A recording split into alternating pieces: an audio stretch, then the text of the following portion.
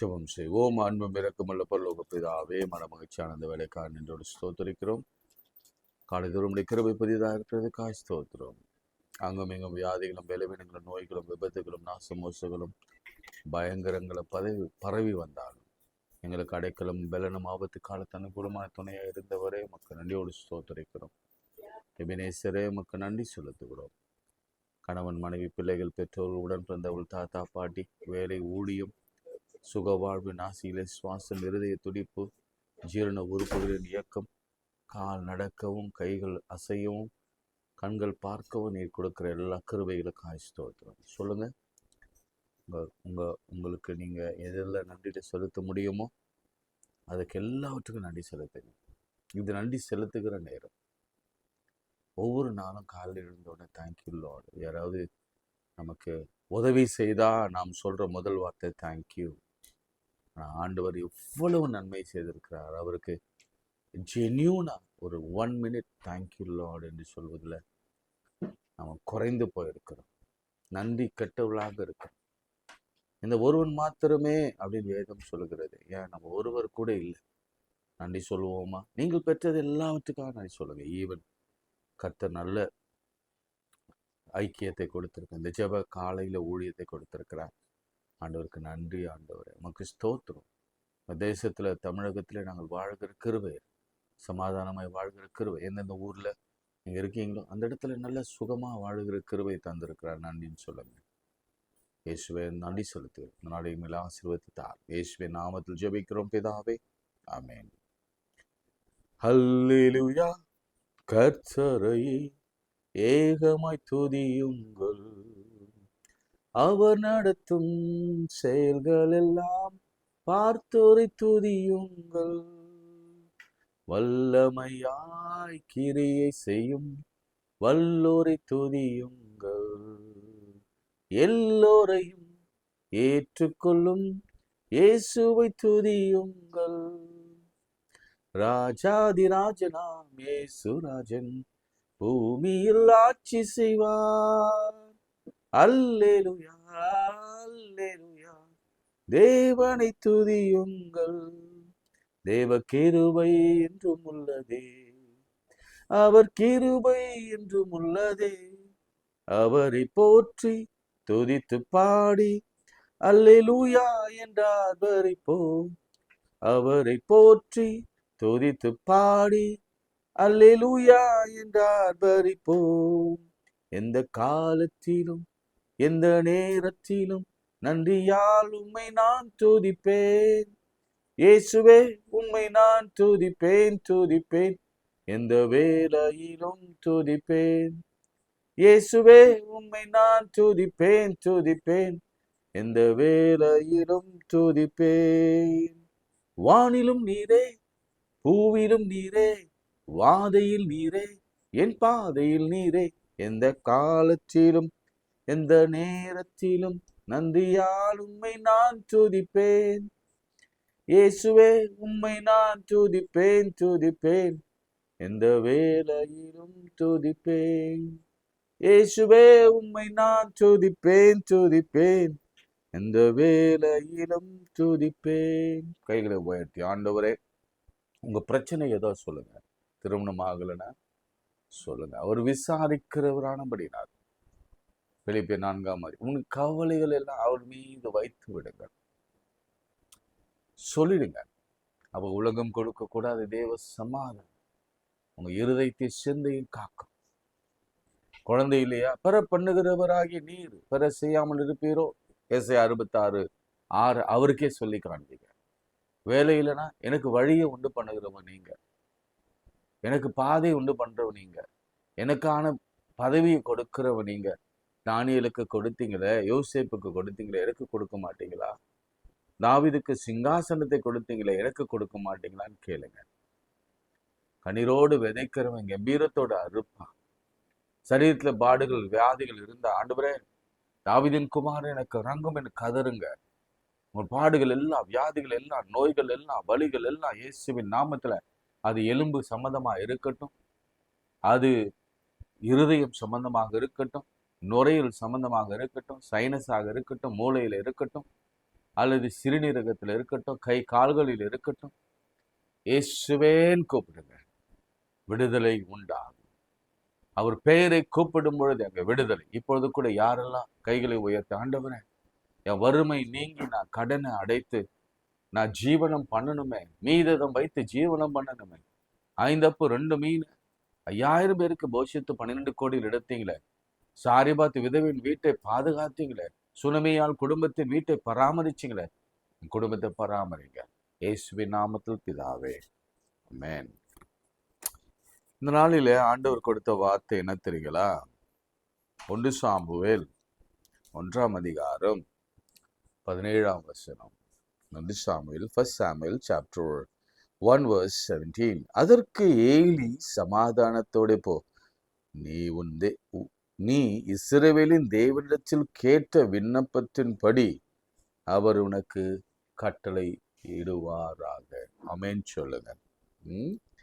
சமாதானத்தோட போ. பதில் என்ன தெரியுமா? ஜெபத்திற்கு பதில் சமாதானம் இல்லாத அண்ணா, அதுதான் அவங்களுடைய நிலைமை. சமாதானமே இல்லை. என்ன எதுக்கு சமாதானம் இல்லை? குழந்தை இல்லை. கணவன் மனைவி சந்தோஷமா இருக்கிறாங்க, ஆனாலும் அவர்களுக்கு இடையே இன்னொரு மனைவி வராங்க, சமாதானம் இல்லை. அந்த காலத்துல உங்களுக்கு வரலாறுலாம் சொல்லணும்னா, ஒரு ஆடவர் 40 வயது வரைக்கும், 20 வயதுல கல்யாணம் பண்றான்னு வச்சுங்களேன், 40 வயது வரைக்கும் வெயிட் பண்ணுவாங்க. ஒரு 20 years டைம்ல வெயிட் பண்ணுவாங்க. அது ஒரு கற்பனையாக இருந்தது. வெயிட் பண்ணுவாங்க. அப்படி அது கிடைக்கலனா அந்த மனைவியை தன் கணவனுக்கு எழுதி கொடுத்து வேறு ஒரு பெண்ணை விவாகம் பண்ணி வைப்பாங்க. ஒருவேளை அவங்க சொந்தத்துல இருக்கலாம், வெளியில இருக்கலாம். காரணம் என்னன்னா, அவங்க சந்ததி கட்டாக கூடாது. அதுதான் மரபு.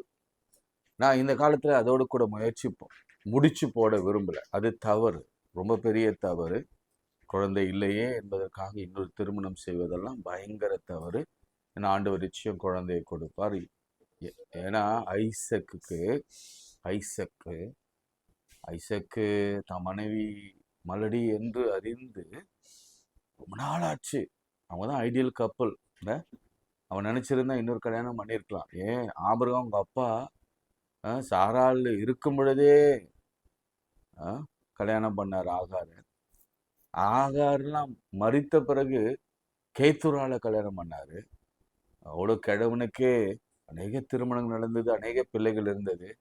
ஆனா ஏக பத்தினி விருதன் மாதிரி சொல்லுவோம்ல, அந்த மாதிரி ஈசாக்கு தான் மனைவி மலடியாக இருந்த பொழுதும் அவளுக்காக ஜெபம் பண்ணானே தவிர அவளை டிவோர்ஸ் பண்ணவில்லை. இதுதான் இன்னும் பேசப்படுகிறார். ஈசாக்கு விதை விதைத்தான். அந்த வருஷத்தில் 100 மடங்கு அவன் வர வர விருத்தி அடைந்து மகா பெரியவனானான். காரணம் என்ன? அவன் கடவுள் மீது வைத்த பக்தி, வைராக்கியம். ஆண்டவர் கொடுப்பார். ஆச்சரியம். இங்கே நடந்த விஷயத்த நான் சொல்றேன் பாருங்களேன். பிள்ளைகள் இருந்தார்கள். அந்த மனுஷன் சீயோவிலே சேனையின் கர்த்தரை பணிந்து கொள்ள அவருக்கு பலியிடவும் வருஷந்தோறும் ஊரிலிருந்து போய் வருவான். பாருங்க, யார் அடைத்தாங்க? கர்த்தரோ அவர் கர்ப்பத்தை அடைத்திருந்தார். 2 இடத்துல வரும். கர்த்தர் அவர் கர்ப்பத்தை அடைத்திருந்தார். ரெபேக்காளுக்கும் கர்த்தர் கர்ப்பத்தை அடைத்திருந்தார். பெரியமானவர்களே, நேற்று நாம பார்த்தோம். நேற்று என்ன பார்த்தோம்? உங்களுக்கு ஞாபகம் இருக்கா? நேற்று யோனாவை கர்த்தர் தான் தண்ணியில விழும்படி பண்ணினார். அலைகள் வருவதற்கான காரணமும், கடல் கொந்தளிக்கவும் அல்லது படகு நிரம்பு வழியவும் வருவதற்கான காரணமே என்ன தெரியுமா? கர்த்தர் தான்.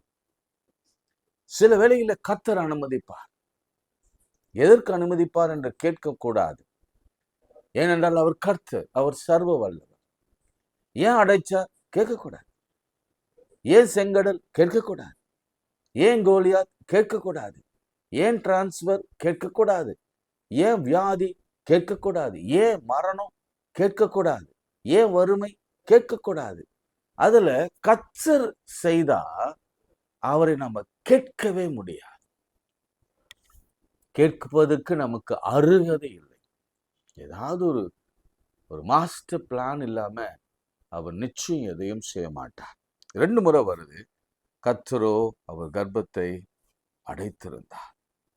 முதல் பாயிண்ட். 2வது, ஒரு பெண் அந்த அம்மாவுடைய 2வது அந்த சக்களத்தி எப்போதும் மனமடிவா பேசுவா, துக்கப்படும்படி பேசுவா, விசனப்படும்படி பேசுவா, சஞ்சலப்படும்படி பேசுவா. இதெல்லாம் தான் அவளை இன்னும் அழ வைத்து கொண்டே இருந்தது.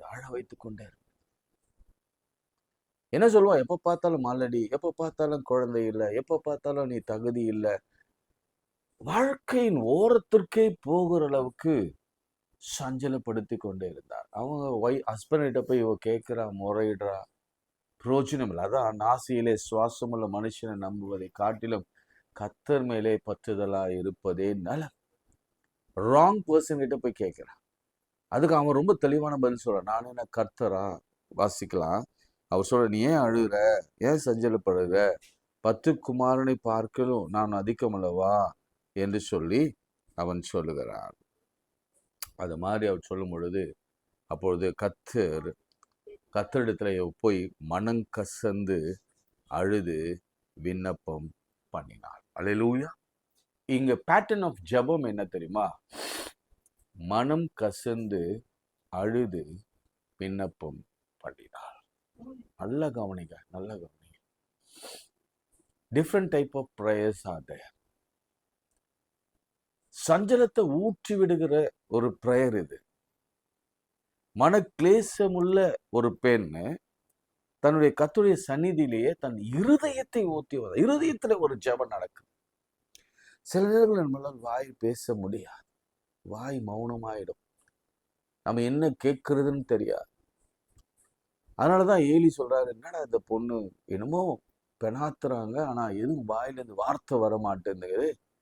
ஒருவேளை குடிச்சிட்டு வெறிச்சிட்டு வந்திருக்கிறாங்களோ ஆலயத்திற்கு அப்படின்னு கேட்டார். அந்த சமயத்துலதான் அவ சொல்றா, அந்த வாசிக்கிற, அப்படி அல்ல ஆண்டவரே, நான் மனக்லேசமுள்ள ஸ்திரீ, நான் குடிக்கல, கர்த்தருடைய சந்நிதியில என் இருதயத்தை ஊற்றி விட்டேன். உடனே ஊட்டி நேரம் விண்ணப்பம் பண்ணினேன். மெல்லமா வாயசைத்து அழுது மெல்லமா ஜெபம் பண்ணான். ஜெபம் பண்ணது நிறுத்தக்கூடாது. கிடைக்கிற வரைக்கும் போராடணும். அதுதான் முழங்கால் யுத்தம் சொல்லும். மூளை சாதிக்காதத முழங்கால் சாதிக்கும். இல்லை 40-50 வயசாச்சு, குழந்தை பிறக்காதுன்னு விட்டுட்டு போயிட்டு இருக்கலாம். இந்த வேலை கிடைக்காது, இந்த உயர்வு கிடைக்காது, இந்த பணம் கிடைக்காது, இந்த எதிரி சாக மாட்டான், இந்த விரோதி அழிக்கப்பட மாட்டான் என்றெல்லாம் நம்ம விட்டுட்டு ஓடிடலாம். விடக்கூடாது. கர்த்தருடைய சந்நிதியிலே நாம் தொடர்ந்து ஊற்றி கொண்டே இருந்தா ஒரு நாள் வரும். அந்த நாள் என்ன ஒரு நம்ம பதில் சமாதானத்தோட போவோம். இஸ்ரவேலின் தேவனிடத்தில் கேட்ட உன் விண்ணப்பத்தின்படியே அவர் உனக்கு தந்துள்ளார். அப்பொழுது அவள், உம்முடைய அடியாளுக்கு உன் கண்கள் தயை கிடைத்ததே என்றார். பின்பு அந்த ஸ்திரீ புறப்பட்டு போய் போஜனம் செய்தாள். அப்புறம் அவள் துக்கமுகமாய் இருக்கவில்லை. ஆமென். அதுக்கப்புறம் சமாதானமாயிடுச்சு மனசுல. திருக்கன் வாயிலிருந்து ஒரு வார்த்தை வந்துருச்சு, நீ சமாதானமா போ. ஆண்டவர் மனசு அழுது ஊற்றிட்டீங்கன்னா, சஞ்சலத்தை ஊற்றிங்கன்னா, ஆண்டவருடைய வார்த்தை ஒண்ணு வரும் பாருங்களேன். அதன் பிறகு நம்ம துக்கமுகமா இருக்கவே மாட்டோம். ஆண்டவர் அந்த குழந்தையை கொடுத்தார், தீர்க்கதரிசியாய் கொடுத்தார். அதன் பிறகு அவளுக்கு ஒரு 5 குமாரர்கள் கொடுத்தார். எவ்வளவு பெரிய ஆச்சரியம். ஜெபம் பண்ணலாம். அன்புள்ள ஆண்டவரே, இந்த வேலைக்காய் நன்றியோடு ஸ்தோத்திரிக்கிறோம்.